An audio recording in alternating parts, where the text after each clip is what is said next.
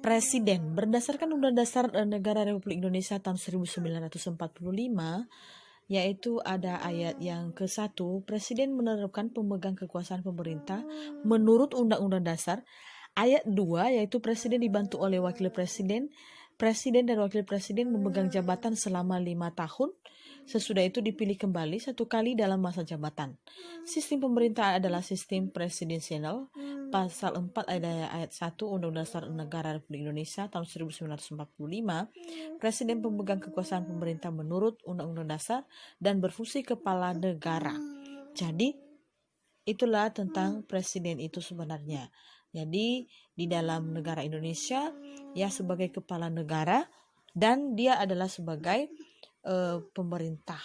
Ya, inilah tentang presiden tersebut ya, tentang pemahaman presiden di dalam suatu negara. Itulah dia. MPR tetap mempertahankan sistem presidensial. Karakter sistem presidensial: pertama, presiden adalah kepala negara, kepala pemerintah. Presiden berwenang menyusun kabinet dan mengangkat menteri. Menteri adalah pembantu dari pembantu presiden dan tidak boleh menjadi anggota parlemen. Menteri hanya bertanggung jawab kepada presiden. Masa jabatan menteri bergantung pada presiden.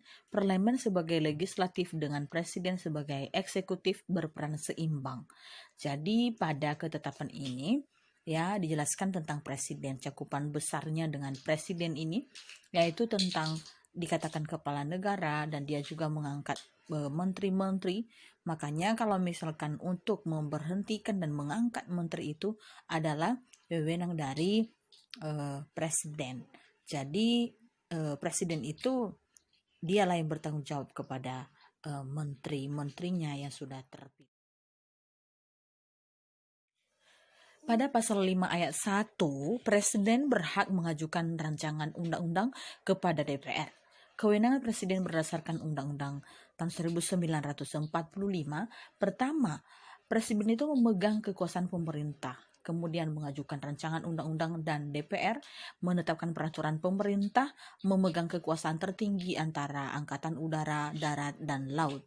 Kemudian membuat perjanjian internasional lainnya dengan persetujuan DPR, kemudian mengangkat duta konsul, menerima penempatan duta negara lain, memberi garansi, rehabilitasi, dan memperhatikan Mahkamah Agung, memberi amnesti, abolisi berdasarkan pertimbangan dari Dewan Perwakilan Rakyat.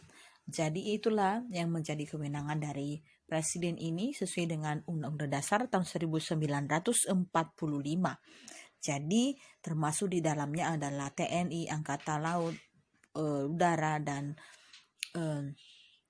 Laut. Itu merupakan salah satu kekuasaan yang paling tertinggi yang bisa mengatur orang-orang tersebut, sehingga presiden ini sangat banyak tugas dan wewenangnya dalam negara.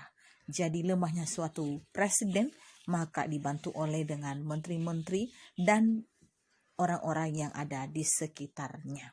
Jadi itulah tentang penjelasan tentang presiden ini. Jadi kalau kemarin adalah kita bahas MPR, sekarang adalah pada presiden. Jadi presiden ini ada sekian banyak itu tentang kewenangannya, dan salah satu yang paling harus diingat yaitu dialah sebagai menetapkan peraturan dan pemerintah, bahkan meresmikan dari suatu peraturan tersebut supaya dijalankan kepada masyarakat dan bisa dijalankan di mana saja tanpa melihat status, ras, agama, dan suku. Jadi selalu diterapkan, dilaksanakan, dan ditegaskan.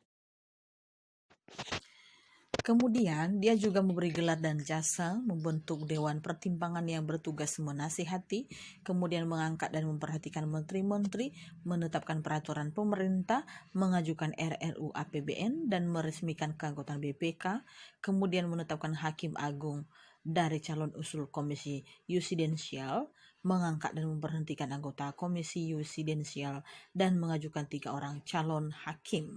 Jadi ini penjelasan-penjelasan tentang presiden ini sangat banyak tentang kewenangannya, termasuk tentang gelar dan segala macamnya itulah diatur oleh presiden. Jadi inilah tentang pemahaman yang ada di dalam suatu negara tersebut ya. Jadi salah satu yang paling menarik pada kewenangan dia ini adalah dia juga meresmikan keanggotaan BPK, ya, dan dia juga menetapkan hakim, kemudian dia juga memberhentikan komisi-komisi tersebut. Itulah penjelasan tentang presiden ini.